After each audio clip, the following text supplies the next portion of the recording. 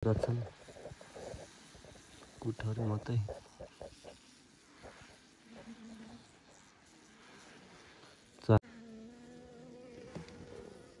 नोमा चाका अझ कालो कालो देखिन्छ। छड्के तरिकाले लाएको रहेछ चाका चाहिँ कसै म देखिन है।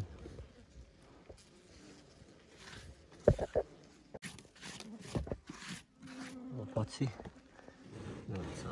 त फुच्चे भोलि पर्सि म छैन अहिले हैन, पछि काटेर खानुपर्छ ल। यहाँ मौरी चाहिँ खोपी खाएको मौरी हेर्दैछु है साथीहरू। अलि अप्ठ्यारो पाउने भएछ खोपी खाएको मौरी कतिको छ, छुटेर गयो मौरी त फोहोर फोहोर पनि भएको रहेछ भित्र पसेर। यो मौरीलाई चाहिँ कतिको खासै धेरै चाका त बनाएको होइन रहेछ। मह कतिको छ हेर्छु है, मह छैन भने यो मौरीले चलाउँदिन छ भने चाहिँ निकाल्छु मह, तर खासै धेरै चाका त लगाएको देखिँदैन है।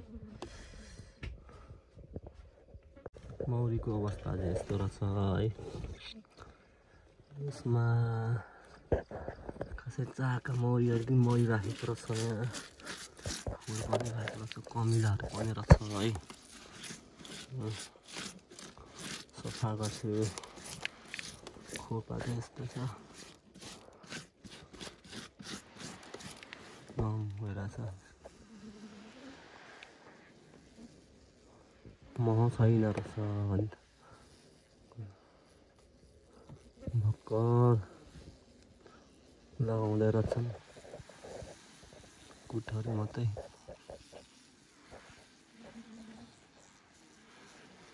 चाका नै कालो कालो भएको रहेछ यहाँ है।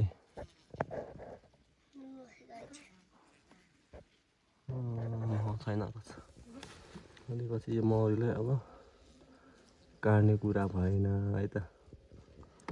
मौरी त के भएको कालो कालो चाका भएको छ त है। नोमा चाका अझ कालो कालो देखिन्छ। छड्के तरिकाले लाएको रहेछ चाका चाहिँ कसै म देखिन है।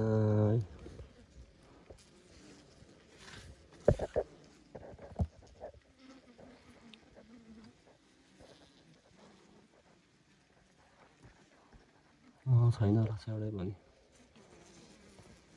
बच्चा मात्रै। सबै खाइसकेका छन् हैन।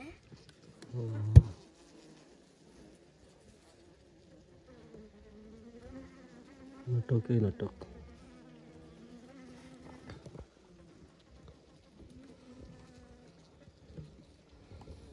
मह छैन चाहिँ केही नरहेछ है। यसलाई चाहिँ अब चाका चाहिँ कालो कालो भएको रहेछ।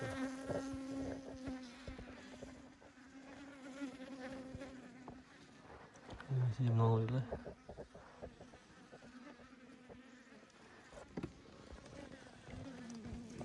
लगाइजानु मौरीको अवस्था यस्तो छ भन्ने छैन।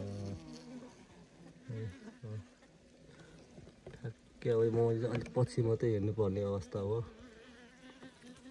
अहिलेलाई अलिक सफा गरेर बन्द गरिदिन्छु।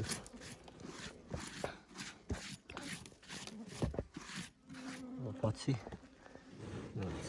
है त फुच्चे भोलि पर्सि म छैन अहिले हैन, पछि काटेर खानुपर्छ ल। मह चाका मात्रै गर्दा रहेछ भर्खर बिजोक बिजोकको अवस्थामा 1 2 3 4 5 चाका खासै धेरै पनि लगाएको रहेन रहेछ। यो मौरी आएको भिडियो पनि अस्ति नै मैले बनाएको हालेको थिएँ। अस्ति भिडियोलाई म कमेन्टको बक्समा लिङ्क छोडिदिन्छु, हेरिदिनु होला हेर्नु अब छैन भने।